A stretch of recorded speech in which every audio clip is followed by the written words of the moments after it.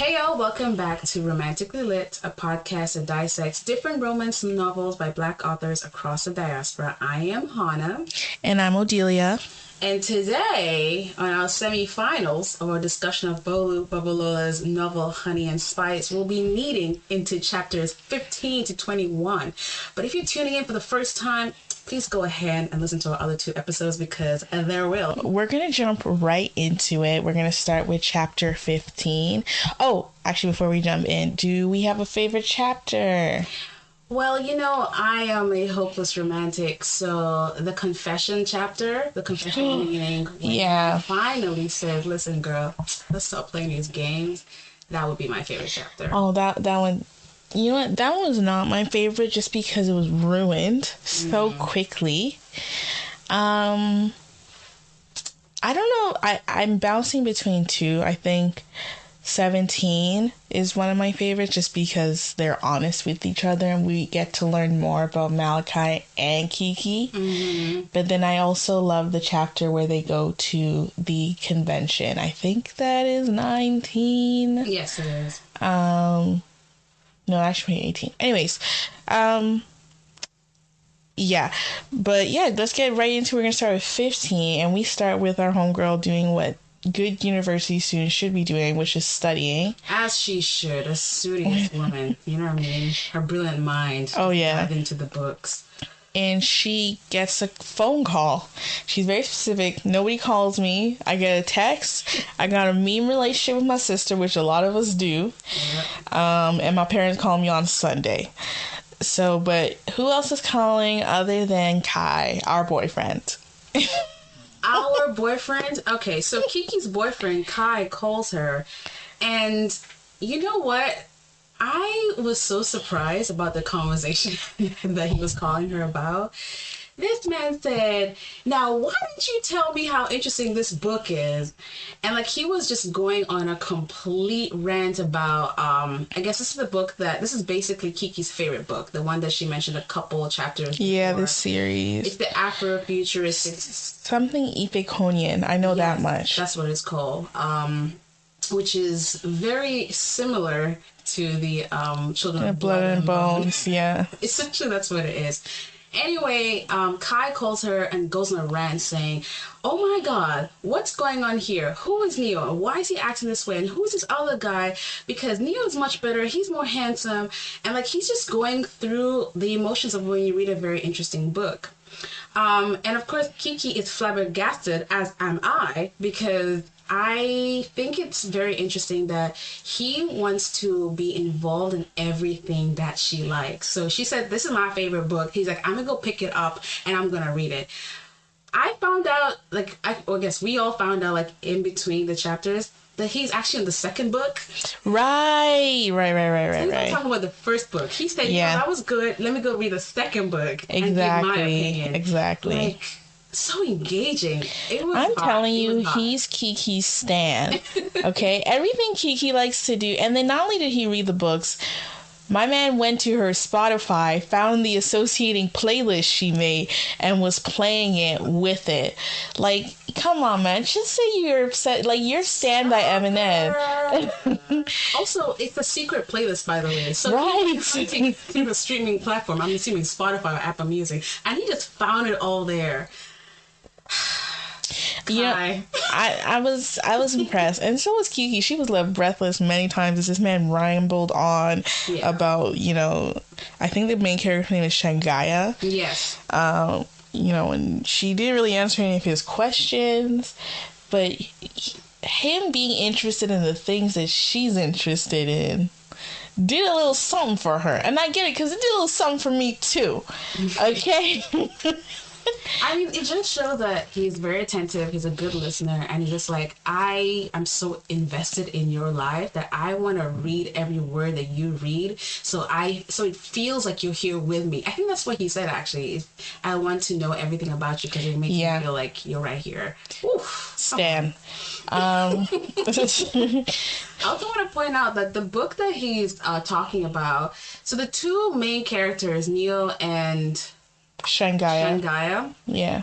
So essentially, like this Neo guy confessed his love to Shangaya and gave Yes. her 1,000 jars of honey and 1,000 jars of moon spice. Yeah. And of course, like it's going back to the name of the book, Honey and Spice, and like the spice is supposed to represent their ferocious passion, and the honey is supposed to represent their friendship. Oh, I didn't even catch that. And I said, I love how this writer is putting these themes of honey and spice into the book, and him talking about this, 1,000 jars of honey and 1,000 jars of moon spice made me just feel so warm inside. You know what? I just clocked she did that as well with her nicknames, Brown Sugar and Scotch. Yeah. It took me a while, guys, but I'm here. You know what I mean? She's a slow learner, but she learns. Speaking of, that's from Game of Thrones. Speaking of another HBO show, Insecure, they love them a TV show in the TV show. Yeah. I'm enjoying the book in the book. Me too. It's actually very Shakespearean because Shakespeare is to do a play in a play. Yes. And then usually like reflect what's going on in reality. And so I guess like Bolu was trying to do the exact same mix here. Right. Very romantic. I'm very into it. And Neo, the words he used, I thought I wrote down some of it, but like the words he uses to seduce Shangaya. Not only was Kai impressed and wanted to steal, I wanted to steal some of the lines too. Like, he was really going out of his way. Like, fire. He started bringing the moon, the stars. Like, I said, what else can you bring? He said something about the honey. Like, rub the honey on your lips so that when I kiss you, I can taste what you yeah, he did say like, that. taste like forever, something like that. And I was like, oh my god, like, yeah, I'm infatuated right now. Yeah. And I don't know. I think overall it was just such a nice opener for chapter 15. You can see their love starting to really like show. They're friends, but they're way more than that. And how do I know this? Because as she was just sitting there so she was doing that thing of like, when you're talking to someone you like on the on the phone, you start to shift a little bit. So you start laying flat on your belly on your bed, your legs start dangling on top. You know what I mean? You start cleaning around. I feel that's what her actions are as he's like talking about this book that they love now. You know what I mean? They have something more in common. Yes. I would even say they did go farther because she went from laying on her tummy to laying on her back, and suddenly we're asking each other what we wear to bed. How do we get here? Because that's what friends do, right? Absolutely. A friendship question. What do you wear to bed, Adelia? My onesie. So we find out that Kai goes to bed with boxers. Yes. Yeah. And like when he said it, we started to imagine his body in boxers because she's just like, I can just imagine like how his muscles look, under the sheets. And then she goes ahead and tells him what she wears. She says she gets really warm at night, so she wears something real light. Right. Which is, I forget what it is. I guess real light is up for interpretation, y'all. She actually teased him for a minute. She was not going to say, and he was like, you can't leave me hanging because, this stuff you have to tell your friends. I don't remember what happened. Something stops them, and I was upset. You know what it was? Kai was upset. Our newfound enemy, it was Kai's father. Oh. He's like, oh, shit. He's just like, yeah, Scotch, let me call you back. My father's trying to contact me. Right. Oh, okay. Yeah. Yeah. Okay. Anyway, he said that, when she said that she sleeps in something very light, he's just like, oh, so you want me to lose my mind all night? Kai. The things you do. Let's move on. Now we go a little dark, and not in the nice way we want to go dark. The next chapter, chapter 16, leads us to a little more about Kiki's past and how she's no longer friends with Rianne. She finally accepts to go to, we're back at high school, or I guess secondary school, Kiki, and she accepts to go to a party. Remember from last time, that was not what she was up to do because she had a lot going on. Her mom is sick, gotta take care of her little sister, the restaurant. Homegirl decides one day, well, let's let loose. She very much deserves. And he who I knew, I didn't have a good feeling about him, Niall. decides that he wants to get her drunker than she already is. And honestly, he's just a predator. I'm not going to say anything else. He essentially leads her to a room upstairs. You know, when you're drunk, your choices aren't great, and start telling her lies about how her friend doesn't like her. And that not only that her friend called her Blick, which is a derogatory term for dark-skinned people, dark-skinned black people. And so she's now thinking, oh my God, so now my friend is a colorist? Yeah. And that's, you know, and he's still trying to force his way around her body, trying to kiss her neck. And she's just kind of in and out of it, and just shocked at this revelation that her friends are not her real friends. Granted, I would not trust that anything that comes out of that man's mouth, but here we are. She does eventually stop what's happening and tries to text her friend in the drunkest way she can, but that little Satan's incarnate Niall finds a way to get to Rianne first, and of course, he changes the narrative. Yeah, and in those situations, we all know who normally gets believed, and it's never the girl. And on top of that, it's secondary school, it's high school. Messy. High school is just a breeding ground for slut shaming, and it's just not a good place. Honestly, and I feel like, oh man, and even the friends that you hang out with every single day, they're the ones that get turning back on you. Because honestly, when you're in high school, it's all about social capital. Like, you have to, you know, append yourself on people who are popular so you can be safe and protected from, you know, the outsiders. So I feel like at this point, I think they're in their almost like maybe their last year, and because like the school knows that her mom is sick, she was allowed to do some homeschooling. Yes. So she spent the rest of the time saying, you know what, they have ostracized me, I got no friends, I'm gonna just stay at home and finish my studies there. I don't want to interact with people.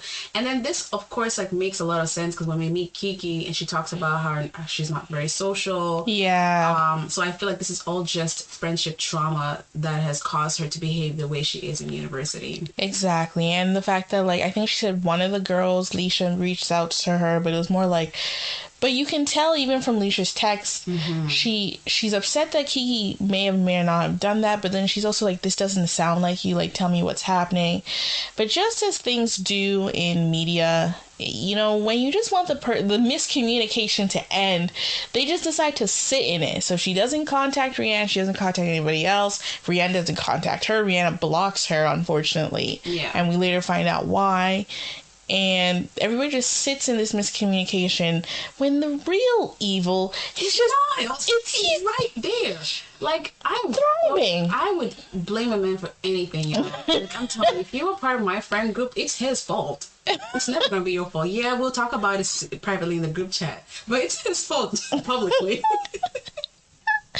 Like, honestly, and you just have to remember that they're in high school, and opinion of men matter a little more, because you're finding yourself. And I feel like even like her reasoning to getting drunk was because she's going through so much in her personal life. She feels like, I just need a day to let loose and be, you know what I mean, like whatever. Right. You're in high school, you don't know how to cope with things properly, honestly. I mean, even in your adulthood, you know, it can just translate there. But like in high school, very much so, because you're still learning a few steps of like womanhood and and that kind of stuff. So, and it's not your fault, Kiki.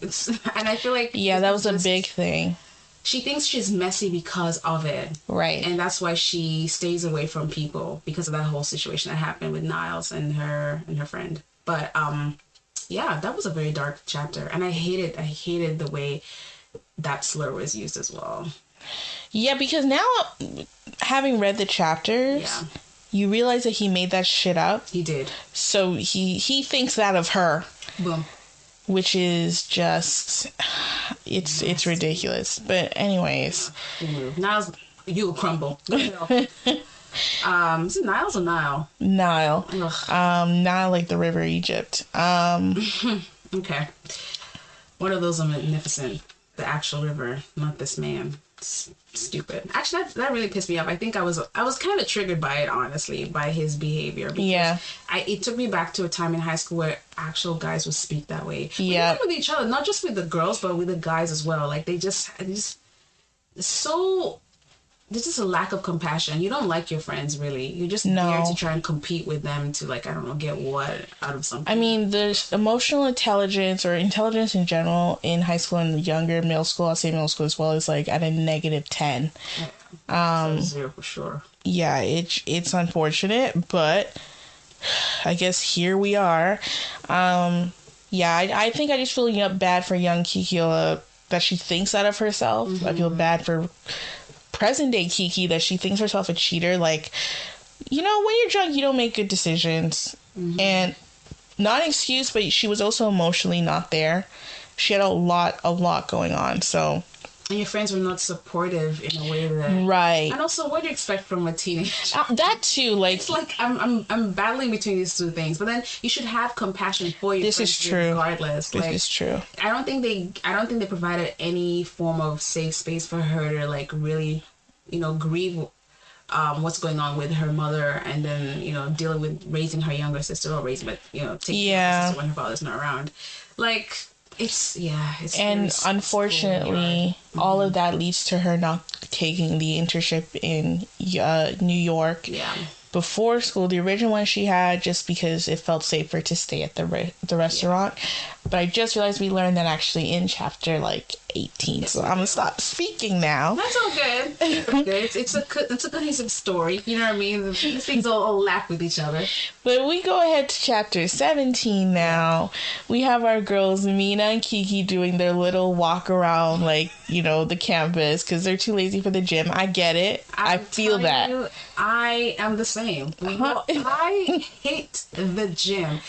The Stairmaster, the treadmill, the smell of sanitized metal. I hate this. I hate the whole thing. I'd rather wear a nice crop top and yoga pants and walk around the quad. I would too. To work out. Yeah. Well, I'm really gossiping. Because, when you gossip, you can burn calories. That's actually a scene from Sex and the City. The girls were one time, walking through... I think I've seen this one, yeah. Central Park. And, they're just like, you have to talk and run or walk fast. So you can burn calories. The wild thing is right after is Carrie lit a cigarette. Yeah, absolutely. What? Okay. She's got a problem. Clearly, amongst other things, her biggest problem, but I'm not going to get into that. So in this chapter, they're catching up on everything.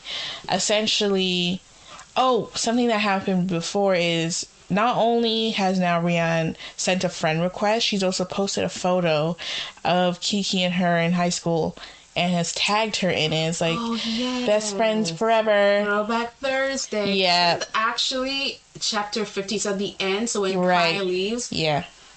Yeah. You know what? I hate people who do that. Don't tag me in high school shit. Don't do that. I'm so grown now. Please, I look miserable. Okay, but to be fair, they're 20 at this point because they're second year university students. And if the photos are from the last year, I feel like it could pass. It could pass. I've actually told people to untag me. You can untag yourself, actually. Oh, you can? I'm pretty sure Instagram allows you to untag. I know on Facebook for sure you can untag yourself. So I imagine the other Zuckerberg app, you can do that as well. I've honestly just DM'd people and say, hey, we haven't talked in a while. I saw you tag me in this. Just untag me. I couldn't do that. I look mad. Come on, my braids are not even looking good. Oh, please. But yeah, that's just me. I think that's the one bad thing about Instagram. Why are you showing my tagged photos? For the whole world to see. You don't have to do that. That's disrespectful. Invasion of privacy. I clearly on my main front showed you how I want to look like to the rest of the world. Now you over here showing photos of me at my weakest? Please. And it's an aesthetic app. Okay, let me do my aesthetics. You don't have to do that. Color scheme up in here. Anyway, so Amina and Kiki are pretending to work out by just walking around in their crop tops. And I think this is, what I really do like about this particular conversation they're having is that Amina reveals something so shocking to me. She said that she thinks that Kofi is going to be her husband. Wait, before we even get to that, let's focus here. So Amina, because that excites me. Wait. Okay. So essentially, Kiki's telling Amina about Rianne tagging her, and she's like, yeah, she's filling her in, and she's being a good bestie. She's like, how dare she, after like that, and then eventually Kiki's like, I know it sounds like we're rushing to it, but we want to talk about Amina. But that's the part I'm excited about. I'm like, finally. Anyway, finish, girl. But she's like, you know what, I'll drop it. You know, that was her once bestie, and they're like, let's leave it. But then Amina's like, but let's talk about you and Kofi. Or let's talk about you and Kai, because the way he's just been going on and on the show, you know, and the way the two of you are moving, it's looking more than just we're pretending to date here. Yeah. And she brings up the fact that Kiki looks coy, and she's never seen Kiki look coy before. And on top of that, she has noticed that they have their little nicknames for each other, Scotch and Kai. And she's like, oh, so we're on a nickname basis now. Here we are. And Kiki, of course, explains the first time they hung out together, how Scotch came to be. And Amina says something that's so funny to me. She says, do you think I can get Kofi to call me Maggie Cube? And I was like, girl, that is not a good nickname. Pick something else. Be called Maggie Cube, man. Might as well just be called Salty Ocean. That's what I was thinking. I was like, what is it? Are you salty?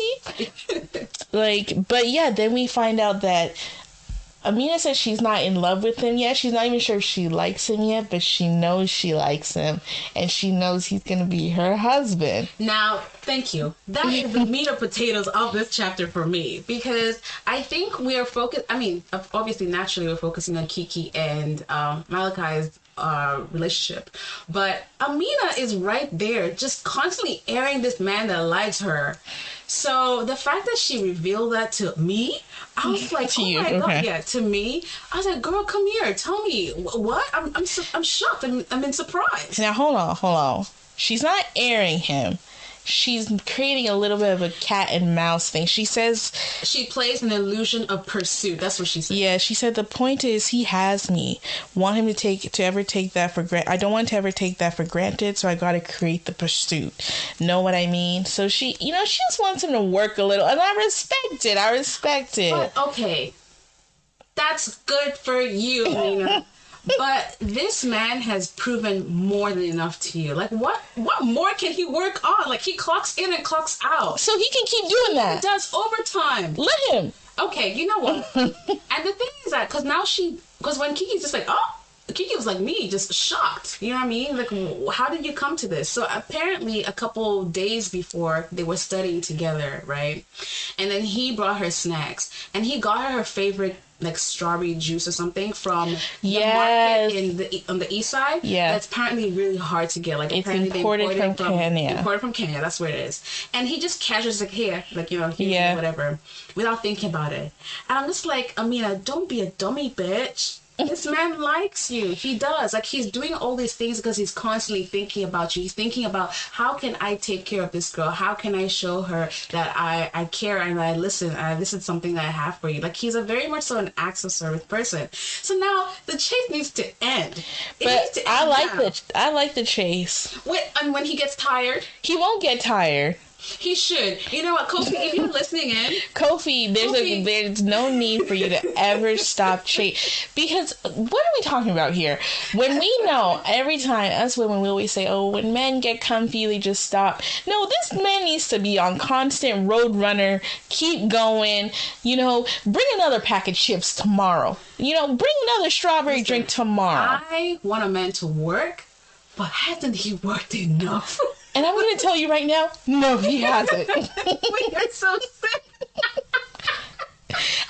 Like, y'all want him to bring the sun, the moon, the stars. And what about it, Samantha? Mars. Okay. Okay, fine. No problem. Anyway, it's so good. He was actually texting her as we were doing the little walk, saying, hey, wait, when are you going to wear the Afro? What's the Afro winter ball or whatever? Yeah. And I think he's planning like matching with the girl. That man is so cute. Kofi needs to have more dialogue. I agree. I want to hear more from him. Yeah.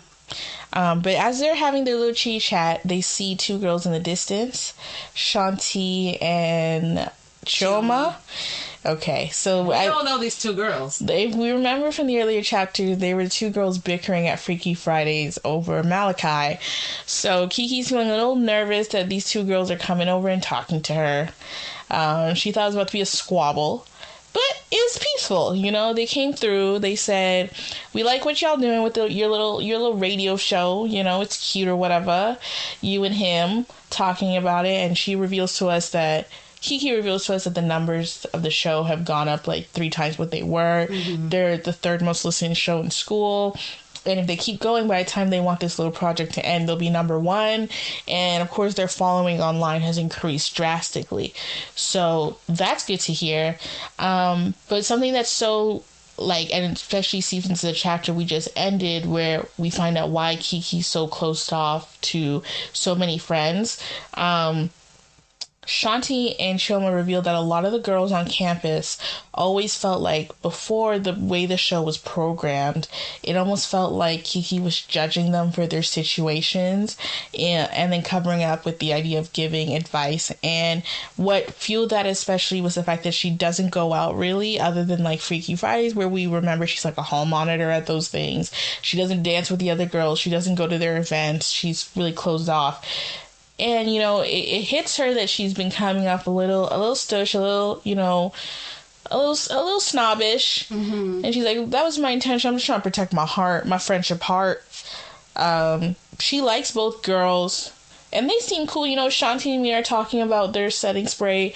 I gotta go back to the book and find out which one that is, see if it's real. I don't know if it's real. It's called like Le Mystique or something. Yeah, and they only got it. I got mine from Belgium. Well, I got mine from Paris. I'm yeah. Like, oh, wow. Well, I want to know if I can get mine at Sephora. I don't know. For Toronto. But they're, you know, they like Kiki, and everybody, you know, just like Kai says, she has an energy to her, and people just want to get close to her. So she realizes, and she weirdly enough opens up to them, and is like, honestly, it's friendship trauma. I don't not like you guys. I actually think y'all are cool. I just find it hard. I never meant to come up as judgy on the show. Yeah.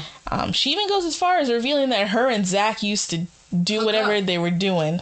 And surprisingly, Chioma and Shanti were just like, damn, Zach is an idiot. Like, I think, you know, it actually makes a lot of, there's a contrast here, because in the flashback chapter where she's talking about her, Rianne, and, you know, her high school friends, when she went ahead and confessed, like, oh my God, this happened, her friends were very, I mean, it was a very tricky situation still, but her friends were very judgmental after the fact. Right. And I'm pretty sure they've known Kiki longer than they've known that idiot Niall.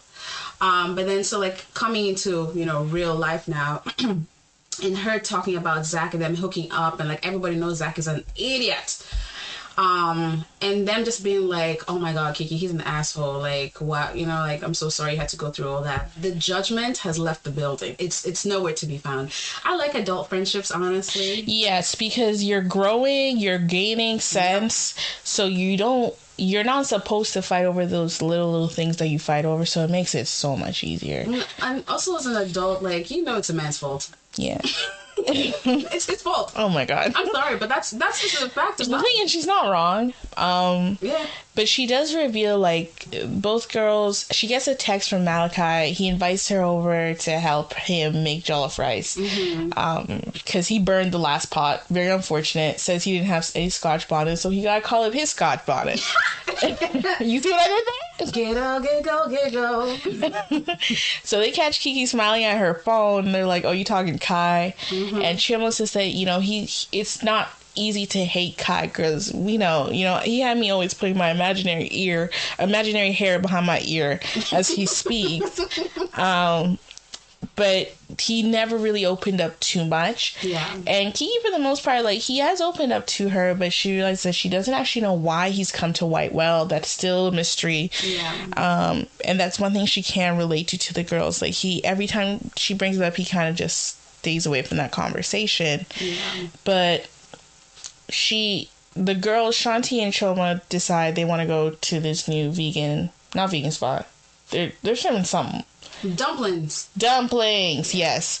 And there's a vegan option, and they invite Mina and Kiki in, and they go, and, you know, we're starting a new friendship group out here, boys. Sisterhood. There's nothing better than sisterhood. I was very surprised to see this relationship even happen. Like, I didn't expect them to come full circle and like actually be friends. But honestly, like even like reading on from like the next chapters, you start to see like, oh, these people, I think they genuinely like each other and they're building something that could be, long lasting. Right. Love it. Also, this is when both the girls also reveal that after their first episode of she said, he said, what is it called? She said, he said podcast. He said, she said for brown sugar. God, it's a mouthful. Yeah. Anyway, after their first episode together, and of course Kai admitting that he was wrong, about like leading these two women on, he actually texted them separately. So Chioma and Shanti actually mentioned it to Kiki. He's like, yeah, he texted afterwards saying like, like, honestly, I'm really sorry. And the girls actually cross-referenced the text to make sure it wasn't a copy-paste situation. Oh, yeah. And it was unique to both. So, Kai, your points are just ranking up. And the funny part is, not only was it unique to both, there were a few other girls who got a text. Kai was not there for long, but he did a lot. A fine man like that can cause a lot of environmental damage. And what was funny is Kiki found herself getting a little jealous. She thought she was hiding it, but we could all see. Yeah. I saw it. Yeah. So, like Odelia said, as they were bonding over, hating Zachary, and just, talking about, each other generally, Kiki gets a text from Kai saying, hey, can you come over tomorrow and help me make this jollof rice because, it needs some Scotch bonnet because, your nickname is Scotch, so what you do words there, very funny. Anyway. Wow, okay. It was cute. It was a cute moment. Kai, and I said this again and again, Kai has a way of words. I'm telling you, this man's a wordsmith. Like, if Kai was in front of me and he spoke to me that way, I wouldn't know what I would have sold somebody. I would have lost myself. Sold someone? Yeah, I would have lost myself. It's never been that serious. I'm sorry. But, I'm trying to tell you how extreme it is. Because his words really do hold a lot of space. And I feel like, I don't know, he's just really good at communicating in that way. He's very genuine. He's very smooth. That's what he is. He's very smooth. Anyway, so the next night comes and Kiki... She's got herself some malt to go with the rice, some wine as well. Mm-hmm. She's headed over to his building, and his door's always unlocked so that Kofi can come and go and ask for whatever he needs. Mm-hmm. But before she opens the door, she opens a little and she hears two voices. One that's really, really angry, and I feel like a lot of us can relate to an African dad voice. It's loud, it's boisterous. Yeah. And you're just like, so somehow, some way, Kai's dad is here and he finally realized that his son is doing film. He ain't doing economics at the fancy ass school he was doing it at before. Mind you, Whitewell also has some prestige to it, but it's not the school that Kai's father wants him to. Yeah, because his friends go to a different school. A lot of people have to do things for their friends, not for themselves or what's good for their children, but for their friends. Mm-hmm. Because, we gotta, impress those people, apparently. Mm-hmm. And Kai, Kai got a lot more strength than me. He was really standing up for himself. Tell you, I'm glad we're diving into this because some of the talk back, I could actually feel pain in my back. There is no way me, an African child, could talk to my father or my mother the way he was talking to his dad. But then I started realizing that he could because his dad bucked up. Yep, and he said his dad also said, I'm going to allow you to talk to me like I'm your mate. Yeah. Because, he's like, what the girl saying on TikTok? He's like, you're that one little thing you ate, that one little thing. He's like, I'm allowed it. I'm allowed to pass by. Yeah, because I'm not perfect either. So we find out not only is, now we're dealing with generational trauma. Yeah. So Kai's father lost his father at 18, had to drop out of school, start a business to take care of his mother and his siblings. So because of that, he's very specific about his children going to business school to eventually take over this business that nobody really knows about that he's got in Lagos, Nigeria. That's where he spends most of his time. Yeah. And Kai's father is very much so like your typical African dad who's probably trying to build a legacy. Yeah. And I understand that, you know, when you going through such a difficult time, like losing your father at 18, I mean, you're still a It's child. very hard, yeah. You grow up very quickly. Yep. And so his pressure is being projected onto his kids. Right. Also, I just found out that Malachi has a younger brother. I did not know that. Yes, I don't remember his name, but he does mention that Yeah. he has a little brother. And so Kai's father is basically your father who would give you everything. He will pay for your tuition. Yeah. He'll make sure you have a roof. He'll make sure you have clothes on your back. But you know what he will not give you? Emotional anything. Yeah. Nothing. He said, Dad, I'm so upset. He said, drink water, go to bed. You got school tomorrow. And the worst thing is he's not even there to be emotionally inept in your face. Yeah. He's miles and miles away in Nigeria, so he doesn't really have this father. Like, his dad is almost a mystique. Yes. Like, he comes and he goes. Absolutely. You know, he's this thing that you know you got one, but you're not really feeling the benefits of it outside the financial aspect. Yeah. And I think in the book, even they described like he would go on these long trips to Lagos to do his business, Yeah. right? And then he would like buy the kids bikes, and Yeah. he would never teach them how to ride the bikes. Right. Like, if you want to know how Kai's father behaves, that's who it is. Oh, the one from well, I guess later on he says it like his mom had to call to remind his dad when their birthdays were. Yeah. And then he'd show up the next day with the bikes and then be like, okay, well, I'm off. But what we get from this conversation is that Kai's father is a cheater, pumpkin eater. Mm-hmm. An adulterer, if you will say. Yep. Which is not... Maybe a serial adulterer, honestly. Probably. It's not... yeah, I think from the next chapter, yeah. It's not shocking. The long distance... The fact that he's never really seen his parents in any kind of romantic light. Yeah. You know, but his dad is guilty that he knows. Yeah. Not guilty. I don't think he's guilty that he did it. Yes. But him cheating has had a huge effect on Kai. And this happened a year before he even went to uni, right? It was recent. I think it was while he was at uni. Yeah. Yeah. He So found out. yes, Yeah. because the girl, The other woman. texted him, sent him a message about his dad with On pictures. Facebook. Like, oh my gosh, it's scandalous. Very scandalous. Actually, it's not scandalous. It's very sad. It's very sad. No, there's a reality show feed right now. It's not me. It's the other girl who's speaking to Okay, but it's a little scandalous. I know you're like, ooh. No, I was like, oh my goodness. Like, it was very, I just kept thinking, what would I even do in that situation? He was smart though. He told his dad, either you tell her or I'm going to tell her. And suddenly that man found the first Spirit flight to England, or Ryanair, I should say. He was like, you know, suddenly I have time to come here. Yeah.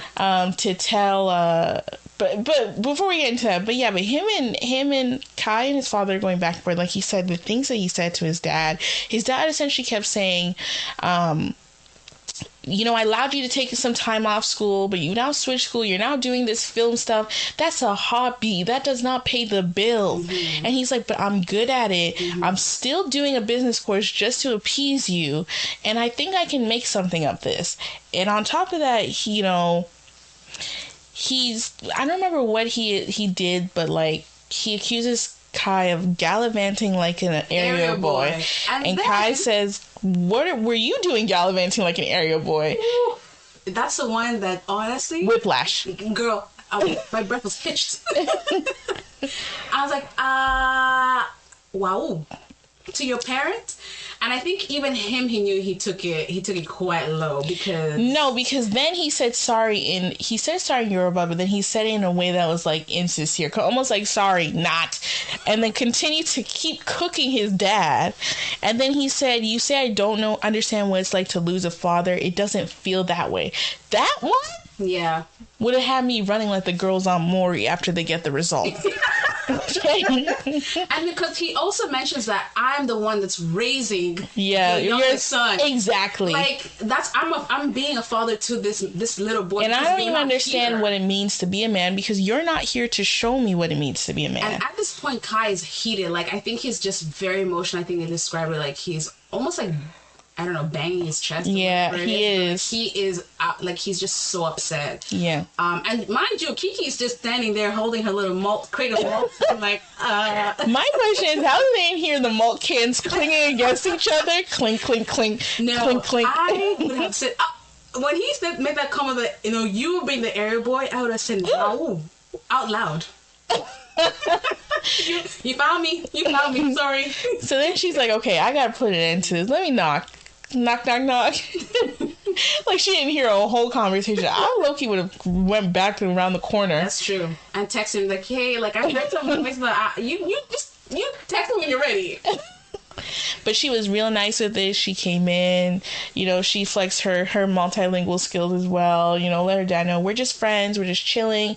She even threw in a few words about Kai's filming. She was like, no, he's really good at it. What parent doesn't want to hear that their kid's top of their class and, amazing at whatever it is they're doing, even if I don't approve of it, at least I know they're good at it.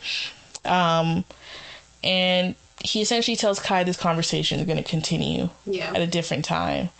And Kai is in a way that we've never seen him. Normally he's cool, calm, and collected, but he's a little jaded. He's heated, understandably. And they're sitting for a second, and what breaks the air is Kiki's stomach growling, which many a times has that happened to me. Listen, I was embarrassed for her.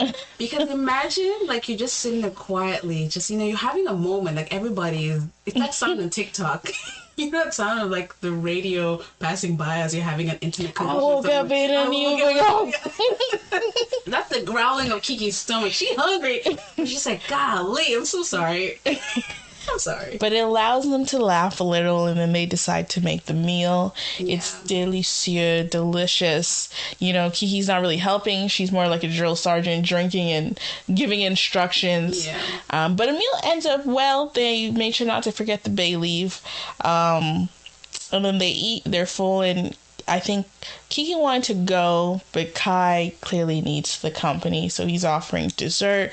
He's saying, let's watch a couple Eddie Murphy movies. And first Kiki's like, no, but then she sees his face. He's like, okay, let's watch Boomerang. I've not seen Boomerang. It's on my list for the longest time. Right. But then they sit on the couch, and Kai's like, I kind of need someone to talk to. And I was hoping, he essentially admits that other than Kofi, you're the closest person I'm closest with here, and for her the same, because she really got Amina at this point, and now her new friends Shanti and Chioma, but it's not the same. And they say something serious, like she mentions that, like, I'm still just your fake girlfriend. He's like, yeah, but you're my real friend, because at this point they're at least friends. They've established some kind of relationship. Hana is side-eyeing the two of them. She's like, friends, huh? Yeah, but friends. Oh, well, okay. They get into it. They lower Eddie Murphy and Boomerang a little bit, and we get a few more details. We find out that the lady texted Kai, and that's how he found out his dad showed up. His dad tried to get them out of the house. He dropped his brother at a friend's house and came back to collect all the tea. Let me not say tea, to find out the details and to support his mother. Right. That's what he said. Yeah, that's what he said. I interpret it as tea because, again, I'm, but anyways. She couldn't finish it, man. But what we find out is, his mother's living a reality that a lot of women are living. Yeah. She's a married single mother.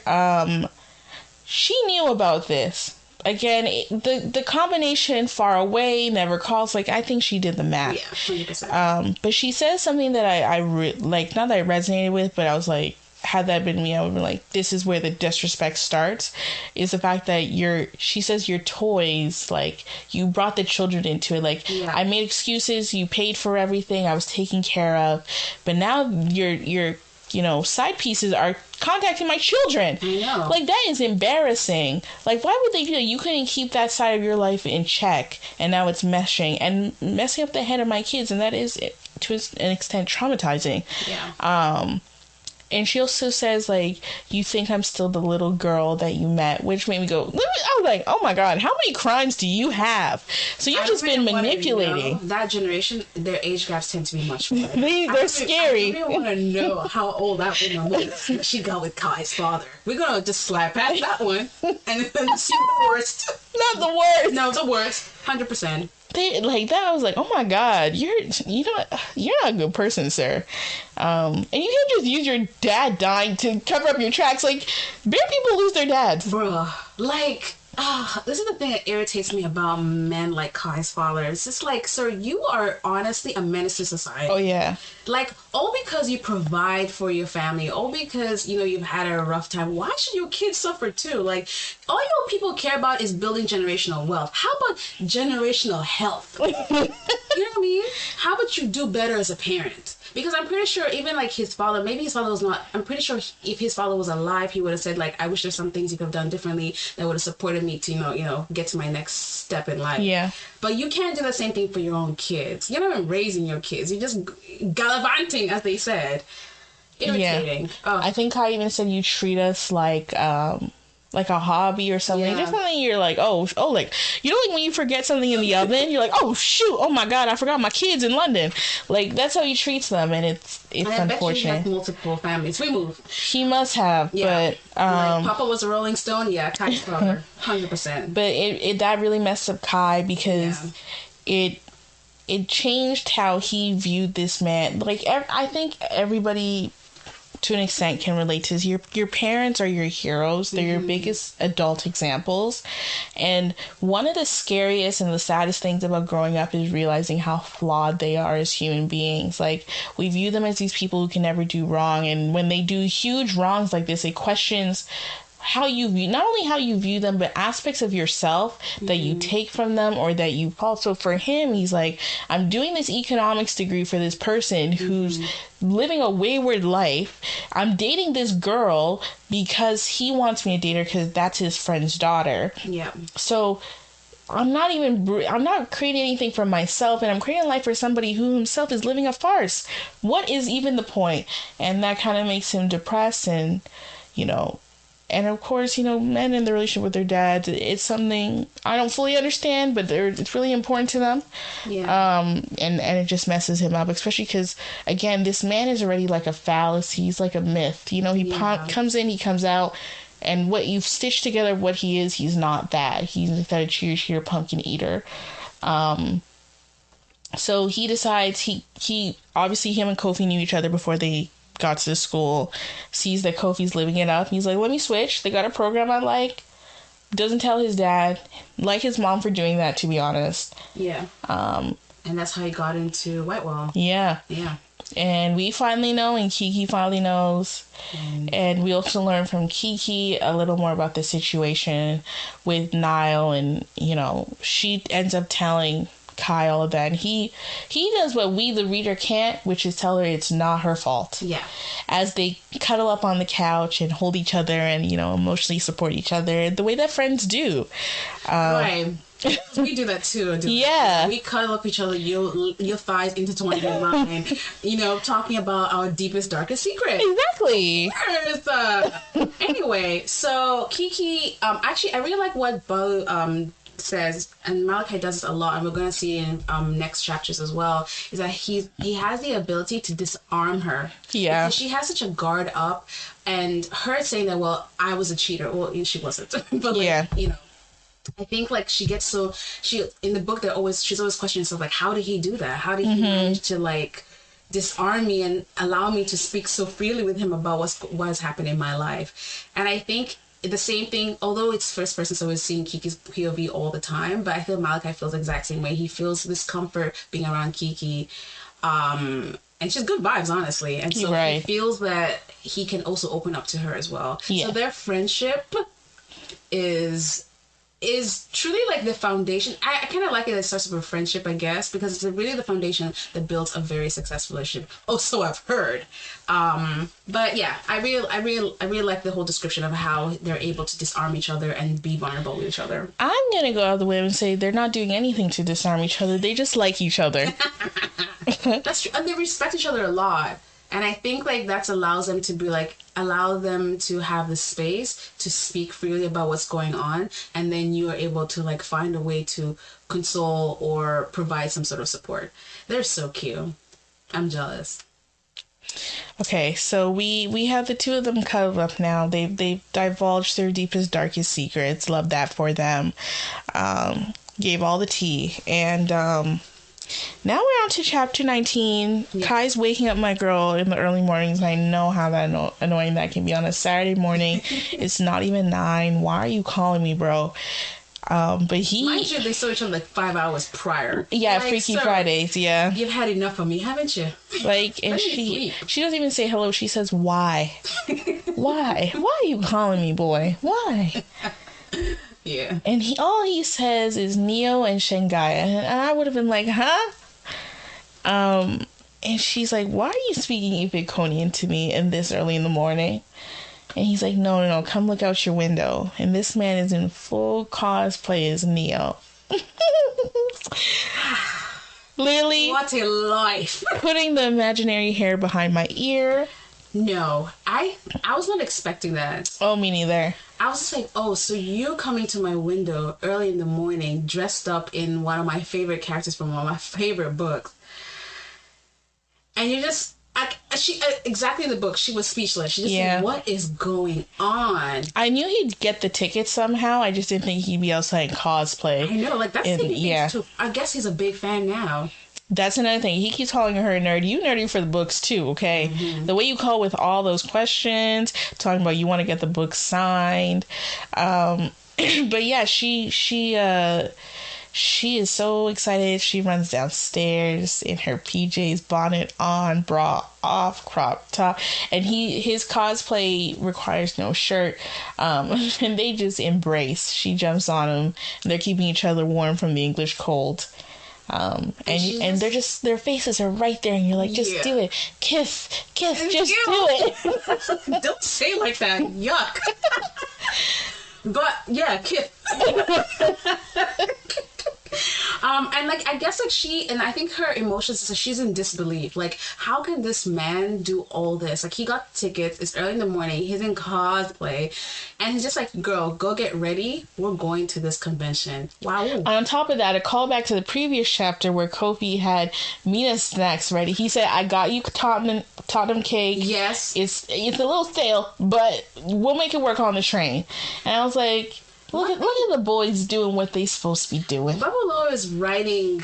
She's writing men that don't exist. You know what I mean? That's the thing that pisses me off. Like, where is an attentive person? I'm sure there's one or two out there who would... taken. Okay, so now...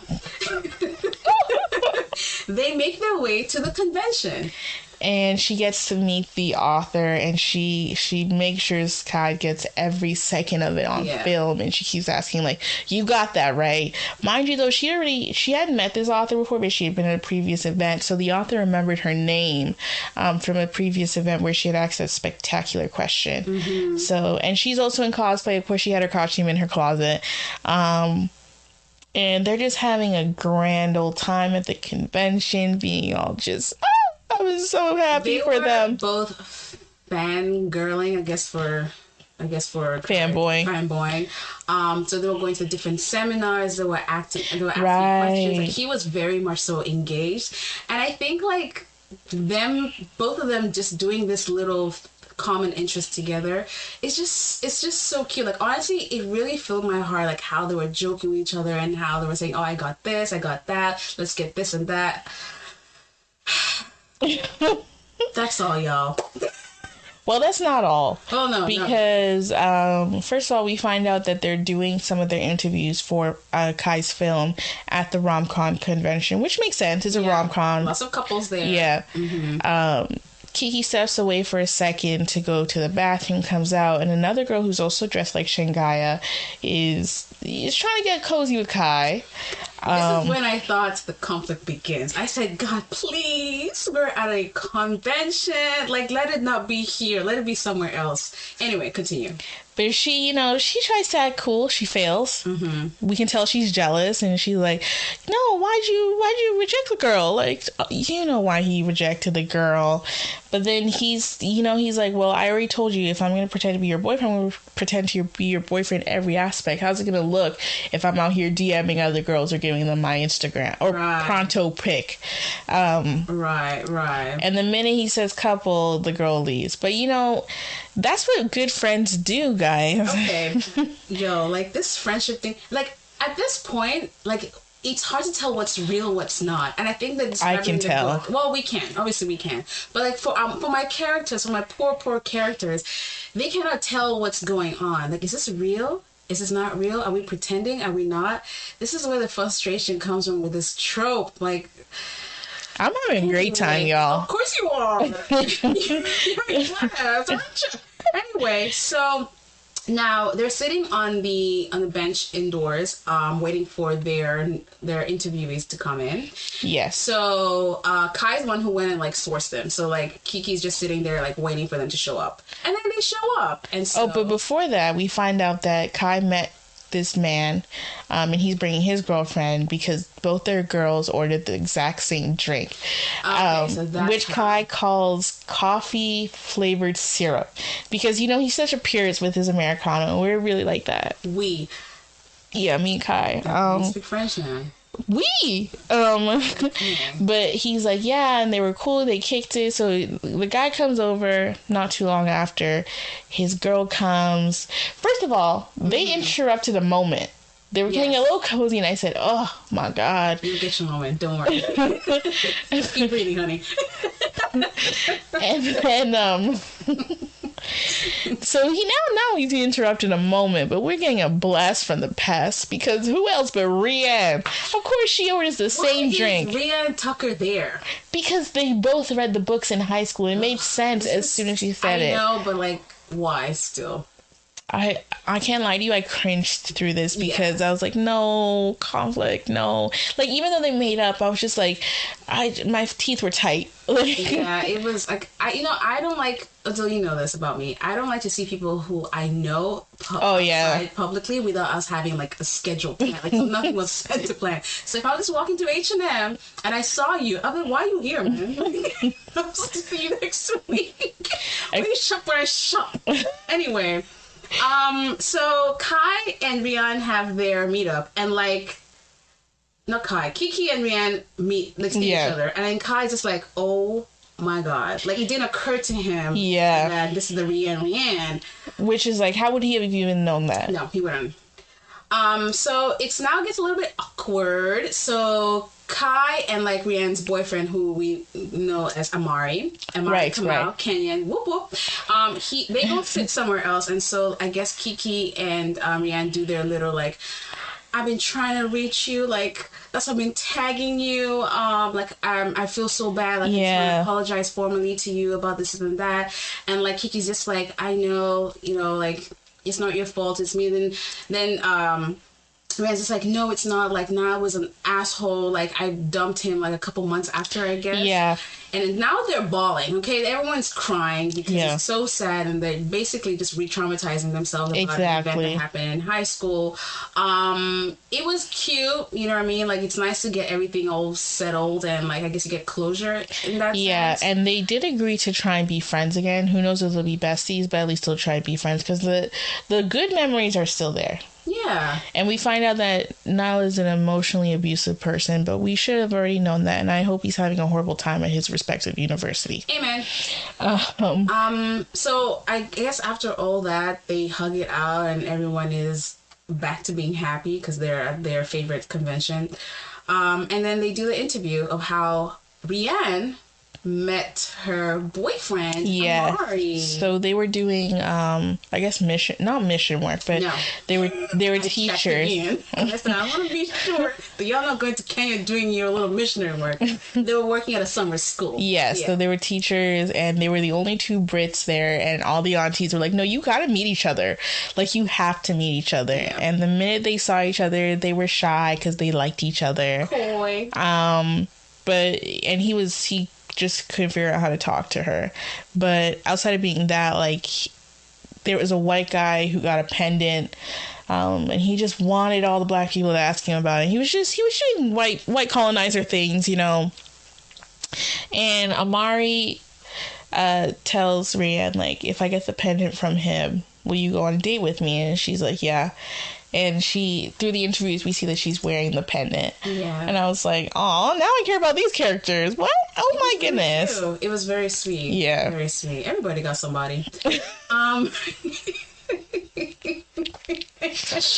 It was very cute. And I think, yeah, that was it. That was the end of the convention. And so, I mean, they spent half a day there, so they must be exhausted. So yeah. Kai and Kiki go back to his dorm. Back to Kai's dorm, and as friends do, of course, like obviously, they go to Kai's dorm, and now they're so beat, they're laying down. Okay, you know. So it seems like they're spooning each other. As friends do. As friends do. Friends love to spoon each other. You know, I love it when my friends breathe on my neck. You know what I mean? And whisper in my ear, like... Exactly. So friendship-like. Now, this part... Okay, I just want everybody to know. Hannah read it before me, and she kept going... Did you read it yet? Did you? Because she wanted me to know about this. I was like, no, I didn't read it yet. I don't know what the heck you're even talking about. She was too excited. I was excited and I was then disappointed. But so how the scene is set up is that, so they're being. So they're cuddling, spooning rather. And so obviously, like when you're spooning a friend, they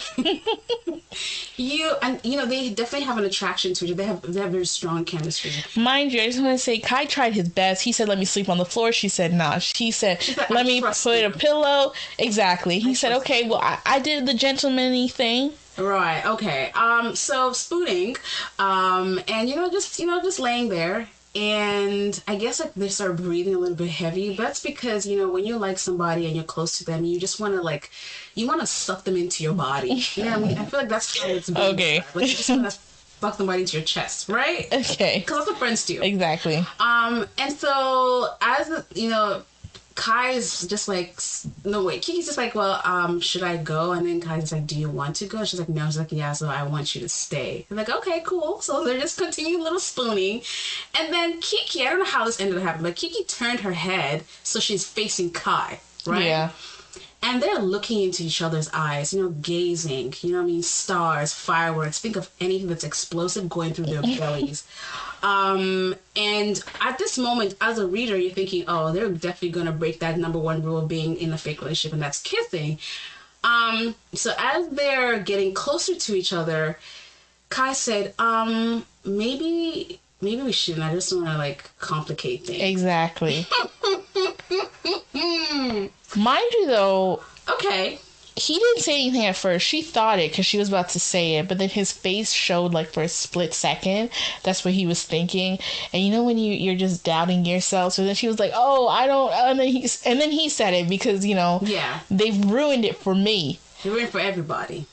She's putting her top back on. She's embarrassed, so she gets up quick and puts her panties. No, her panties are still on. Sorry. Puts her top on. She puts her tights on. She gets her shoes. And she's like, yeah, totally, No, it's fine. Oh my god. What was I thinking? I'm sorry I did that to you. And he's doing the normal Kai thing when he's nervous. He's rubbing the back of his head. Yeah. He's like, no, And then he says, well, will I see you at Ty's? So remember, there's a party coming up. Right. So her calendar. So he said, well, will I see you at Ty's party? She's like, oh yeah, for sure, totally. And so that was the end of that. Unfortunately. You're so close but so far away. And now we have tension because things have gone ox in a box. I think it's because, of course, it's first person, so we're getting Kiki's POV all the time. So she's just like, well, I'm so stupid. Of course he doesn't like me. He sees me as a friend. He sees me as, somebody, we're just working on a project together. Of course he doesn't want to kiss me. Of course he doesn't want to touch me. That's just me. I'm messy anyway. That's where her mind goes to because, all the trauma she's faced in the past, it's sort of just coming up in this situation. Right. Sad for her. Anyway, boom. Next scene. So now we're in the car with the girlies. We're heading up to Ty's rich footballer dad's estate. I call it an estate. I feel like, the vibe I got was like a chateau, like a huge chateau. Maybe it belonged to a lord, and Oh yeah. And it's Amina in the front, Shanti's driving, Choma and Kiki are in the back. Kiki's got sunglasses on because she's tired, which really means she's sad that her and her man, who's not her man, are fighting. She even skipped Freaky Fridays to avoid seeing him, and everybody saw that she wasn't there. So she's trying to play it off. She's like, no, we're fine, like everything's fine, and she can't really dive into the details with Amina, because Amina is Shanti and Choma are in the car, and they don't know that it's a fake relationship. That's not really fake. Yeah. And of course she's in a little bit of a pissy mood. Yeah. And so everybody, like, somebody is like, when they're upset, now everybody gonna be upset. Yeah. And she can't really talk comfortably about it because she doesn't want to reveal too much about them being in that fake relationship, like you mentioned. Yeah. So yeah, I guess, like, I don't know. I don't think anything major happened in the car ride to Bati's house, right? No, she's just Shanti and them were just like, we're gonna have a good time. Like, you don't even have to talk to Kai. We're here to have a good ass time. Yeah, it'll be fine. So they pull up to the house, and they're essentially the first squad or clique of the school to arrive. And Ty seems sweet, Yeah. He's excited to see him. Though we know he's extra excited because he also wants to see Shanti. I'm loving all the pairings. Like, I love it. that's pretty good, man. And I think he even calls the group. He calls them what? He calls them the Blackwell baddies. Blackwell baddies. Okay. Yeah, because that's what Shanti calls them when she makes a little call that they're coming up. Yeah. So everybody gets there, and Ty takes Shanti's bag, and they're flirting with each other, and the other girls are making eyes like, oh my god, look at what we're seeing. Like, at least wait for us to leave the room. And Kofi comes over. Oh, Amina and Kofi got a little tension too, because I hate this. She at Freaky Fridays decided to call Kofi mate, or she said mate. She's like, oh, that's good mate, or something along those lines, but basically friending him. Yeah. And she was like, all I did was just playful. And everyone's like, girl, even Kiki, who's in a slumber, said, no, you messed up. Like, you clearly are playing with the boys' feelings at this point. It's not funny. Okay, so can we stop here? Yeah, let's take a pause. Because when I said when is it gonna be enough? What did you tell me? No, I said keep going, and I still stand by that. Even when she called him mate, I feel like we can take. hurt his feelings. I give the green light, and I think we don't have to do a red light, but we can do a yellow and just take a moment, take a pause, take a breather, right, and then circle back. Right. I don't think she should do it, but I think she should keep going with everything else that she's doing. Right. Okay, let's move on. But that's why it was good that she did that, because now here comes Kofi with drinks, and he calls her mate as well, or another former friend like buddy or something. Because being petty, and it was cute to me. It's, oh my god, I feel like, let me tell you something.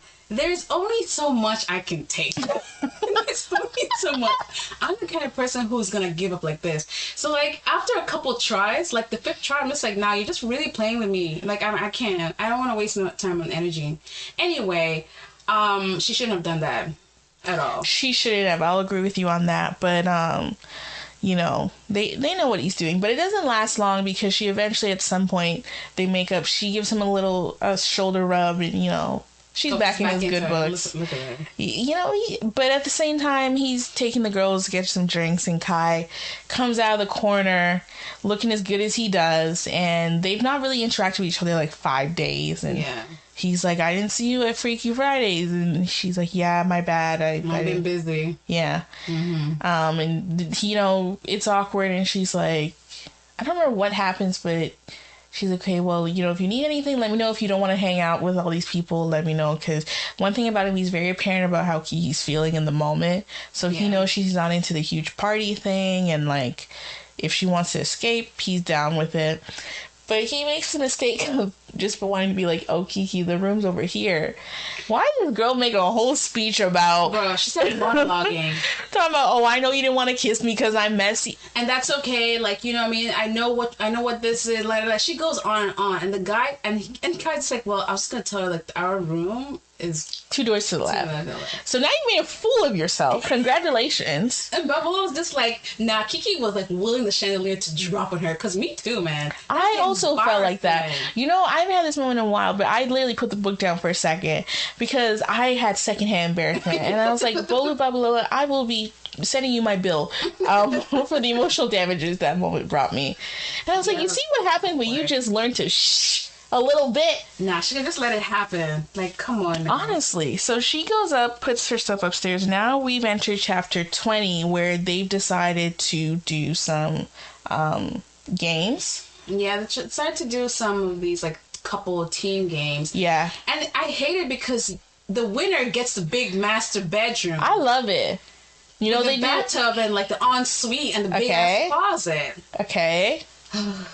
So annoying. You know they do the same thing in Housewives? So I was gonna say they do the same thing in Housewives, but then they put everyone's name in a hat and everyone's gonna pick something. I'm not trying to jump onto your back and like race you so we can get a few times they've done like challenges. I remember like Kenny and them like doing like little games. Cynthia for sure. This is Housewives of Atlanta. They've done a few challenges to like whoever wins gets the room. Okay. Ty, your house is an estate, right? Don't you have like 6 master bedrooms and like 5? No, they have a master bedroom with a hot tub that everybody wants, and we're gonna play these games. So, and thank God for these games because we got the couples. We got pairings. We definitely got some pairings. You know, Kai's got Kiki in his hands because they gotta run and do some kind of relay thing, and the other couples are talking strategy, and he's blindfolded, so she's gotta lead him to the end of their faces again.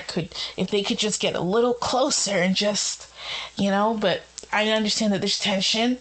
But she's nervous he's gonna drop her. Yeah. But he's like, I'm an athlete, respect me. Yeah.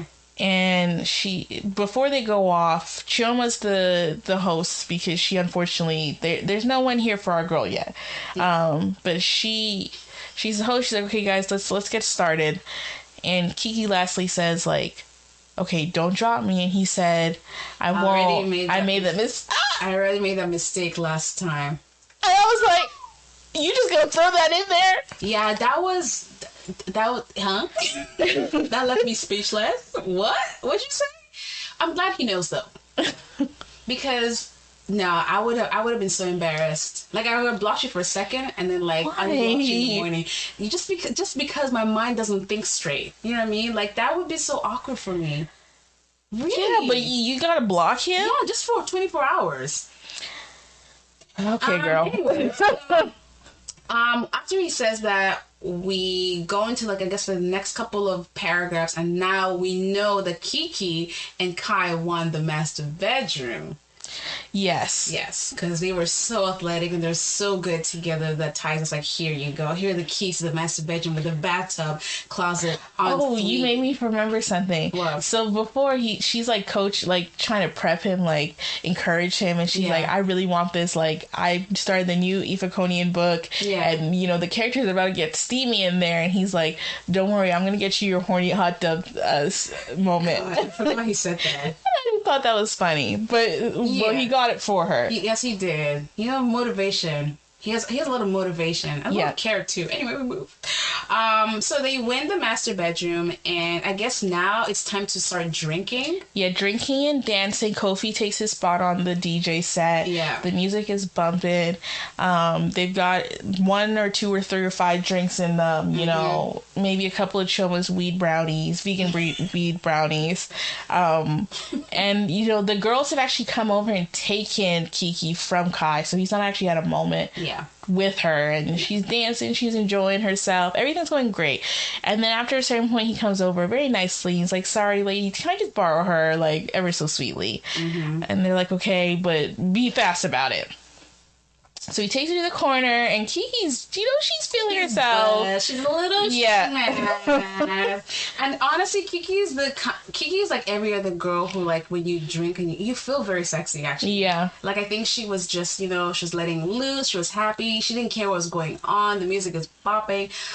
This is our first time seeing Kiki in this element, too. Like, she's not usually a social butterfly, so seeing her, like, it's very nice. Like, look at her. Like, look at her letting loose. The last time she let loose was actually the last time we described in the book is when she was in high school, and that turned out to be, like, a little bit dark. Yeah. So in this case, we're seeing a different contrast, which I really like. She's got, Kai grinding up on her.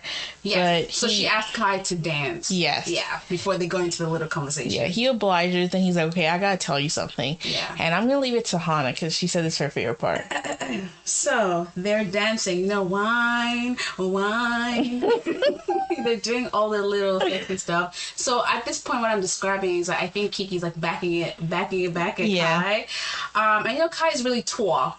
So he's sort of like bending into her neck and her ear. So look how she's giggling. And so Kai apologizes first. He said, "I'm sorry, Scotch." And then Kiki, she's like, "What for?" She's like, "What? What for?" He's just like, "For making you feel like I don't want you." At this point, like, she stops and he stops, and now they're facing each other. Yeah. And he goes on and says, he goes on to confess something that we all knew, but now he's verbally putting it out into the atmosphere. Yeah. I gotta read it out for you, y'all. Kiki, I want you. Been wanting you, and I wanted you so bad the other night. The reality of you isn't messy. It's me. It's perfect. I'm a mess. That's why I got freaked out. I messed things up, Scotch. If I fuck this up, I will never forgive myself. This ain't a casual thing to me. You're not just a link to me. You're it to me. That's what he says. Now, how do you recover from somebody? That would sober me up completely. Honestly. But, there is a way that's going to get them sober up. But I think it's so important that Kai says that because, again, in the previous chapters, he's coming off this, we find out all that stuff about his dad. And in that vulnerable moment with Kiki, he admits that, and I think that's why he also went ahead and apologized to all those girls on campus. Mm-hmm. He's afraid to become like his dad. Like, he doesn't want to be a cheater. Mm-hmm. He's hoping there's no cheater gene. Hana likes to say people have cheater genes, so I thought that was funny. Some of them do, but Kai, you're an exception, love. I think even Kiki feels the same way. She thinks that she also has the cheater gene. So they both think they're messy, which is ridiculous. But the thing is, messy people won't recognize that they're messy. Like they're both good enough people to be self-reflective. Mm-hmm. But so you can tell he does not want to mess this up with Kiki. Yeah. And before we can even get Kiki to respond, literally the devil walks in. The devil cold? Zachary Hickford. Hickford? Whatever his name is. His name is Kingsford? Wait, what is his name? Anyway. Zachary walks in. Yes. With all his light skin power and just sours the mood. How he got an invite? Oh, Simi gave him. Simi of all people. Like, come on, Simi, respect yourself. Like, ugh. And not only has he brought himself, he's brought his goons. And now the party has gone to blah. Yeah, it completely shifted because he has bad energy. Yeah. And this is where we jump into chapter 21. And this boy decides he wants to play Never Ever, which is so, like, childish. Like, what is this? Ugh. I thought it was a classy party. He then decides the first question he's going to come out with his mouth, like, that's the first thing on his mind is who in the room has hooked up with one or more person, or two or more people in this at school. Yeah. Because he knows Kiki, clearly him and Kai. Yeah. And then Kai has, one or five or six. I don't know how much look, I love Kai, but he was out here. Yeah, he was. And nobody wants to respond. And Shoma even tries to change the mood. She's like, nobody wants to play this game. We have this other game we're trying to play. Let's just focus on that for now. And, Kai's whispering in Kiki's ear, like, if you want to go, we can go. Like, And she's like, nah, like, she's not one to leave her room because of Zach, which I think is the right decision. Don't give him no power.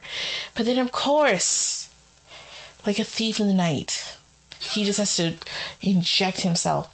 And he decides that he wants to call out Kai for being, he was a little bit of village bicycle. He was out here. Yeah, he was kind of a womanizer. He's like, weren't you with Shanti? And then there's Chuma, and, right. Started listing off names, sounding like that DMX song.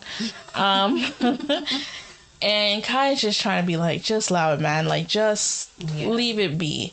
So eventually, Kiki's like, fine. Let's go. I'm going to refill the chip bowl. That idiot's going to follow me. We're going to talk this out. Kai says, you want me to come? And she's like, nah. Tells Mina to chill. Of course, this idiot follows. And why I think it's useless to talk to him is because he doesn't listen. No, he doesn't. He really has his own separate reality, and we're just all living in it. Yeah. Which is so scary. What I hate about him the most is that he doesn't understand that she doesn't like him or doesn't want to be. He sees it as an opportunity to try even harder. Yeah. It's giving flashbacks of two things in my mind. So the Freaky Fridays party of how even like Kai and Kiki end up kissing that night. Yeah. Like, I'm telling you, I don't like you. You're a prick. And it's like, no, but you like me. Yeah. It's like, so you don't listen. And then it's also giving the whole, I think even her situation with Niall in high school. Like, it's just the same thing. Yeah. Irritating men. Like, how y'all find them? Now, how they find us? Anyway. And she even tries to confront him about, like, the whole thing that he's doing with the Blackwell Knights and the speechy speech. And she's like, whatever that garbage is hella confusing. You shouldn't do it. And he's like, oh, I'm trying to expand Blackwell to the rest of the school. Whatever. And then he's like, you and I see you around events now, like, because, of course, she never went to them before. We could be king and queen of the school. And she's like, first of all, you were elected. Don't know how, but somehow you were. Yeah. And she tells him rotten hell, and he takes that as an opportunity to keep going. Yeah. At this point, Kai's up in his seat, and he's in the kitchen, and she says, leave me alone. And he tries to grab her wrist as he did at Freaky Fridays. And Kai's there. He said, did you not hear what she just said? Mm-hmm. That's a king right there. But, of course, Zach doesn't care. No, he doesn't. Zach is in his face. They're in each other's faces, actually, and a few of the other people have come through. Simi's come through to be a spy for her little blog. Yep. Shanti, Choma, Kofi, and Mina, and Ty have all come for backup. And what is so disgusting and slimy about Ty is the things that he says about Kiki. Like, Ty, or you mean oh, sorry, Zach. Sorry, Ty. I love you, Ty. Yeah. And he says, relax, I'm going to come, you can come to me for advice whenever you want to know how to make Kiki feel good. Which is like, God, too blown. Because one, this is how the book started. Yeah. And you didn't know how to make her feel good, okay? Exactly. You were doing a very poor job at it. Two, you're talking about her like she's an object. Like, it's just, I hate when men do this. Like, you're just nasty. You're a very nasty person, and you know what? You're just nasty. I think even Simi says something about him, like, you're so crass, but she is. Yeah. Like, he really is an unhinged man. And, like, obviously, he's trying to compete with Kai in some way. Yeah. He's trying to rile him up, and he's doing a good job because, obviously, Kai likes the girl. So you can't talk to her that way. He's so disgusting. Yep. And that time, Kiki's like, just leave it alone. Like, it's whatever. And Kai says, if you speak to her, like, don't speak about her like that again. Yeah.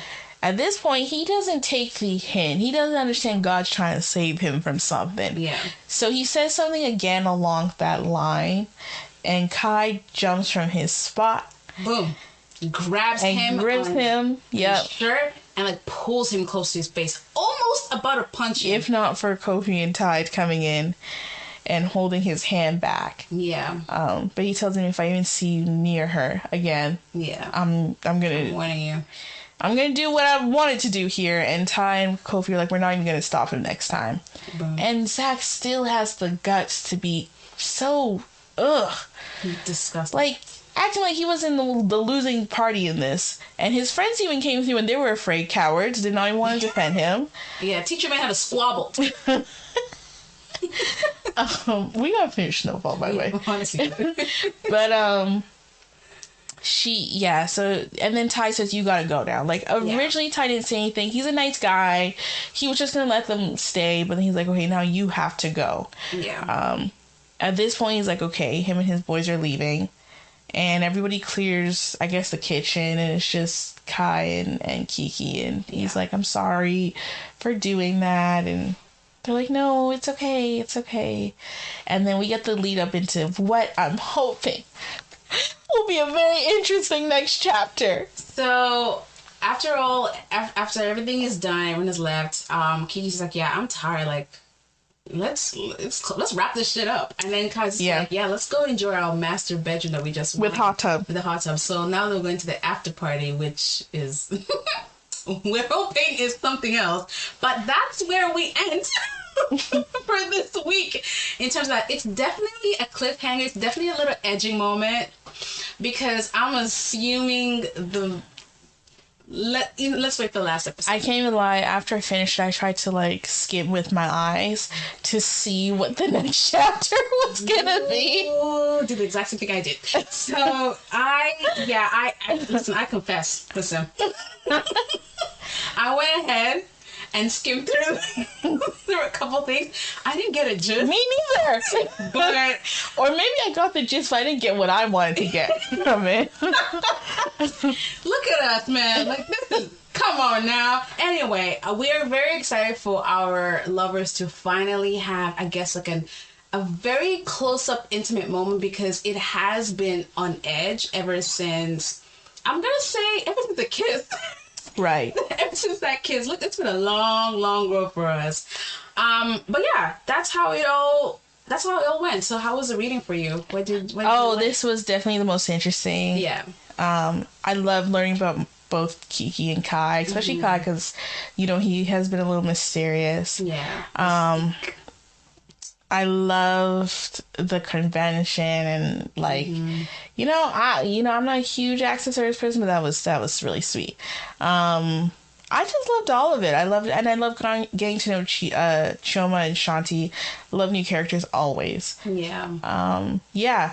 I will say for a lot of it, I was like, okay, where's the conflict? Yeah. I still think there's going to be another conflict in these last few chapters. I'm not ready. I'm going to be really annoyed and near tears, but that's okay. But it was just sweet. It was all just so sweet. It was definitely a progression that I wanted.